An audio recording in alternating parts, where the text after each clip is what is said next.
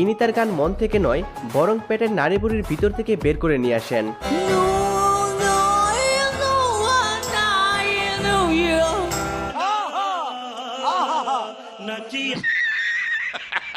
এই চাইনিজ সিঙ্গারের আওয়াজ এতটাই ডিপ যে তার গান শুনলে আপনার মনে হবে উনি গান গাইছেন না বরং বমি করার চেষ্টা করতেছেন।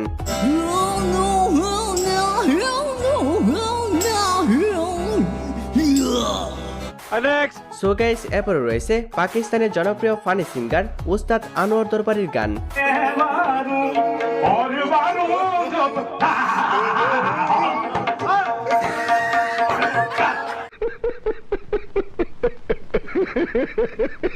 হ্যাঁ, তাকে দুনিয়ার সবচেয়ে ভয়ঙ্কর ও সাংঘাতিক সিঙ্গার আখ্যা দেওয়া হয়েছে। তিনি যে ভয়ঙ্কর প্রক্রিয়ায় কাওয়ালি গান গায় এটা শুনে যে কারোরই গায়ের লোম দাঁড়িয়ে যাবে।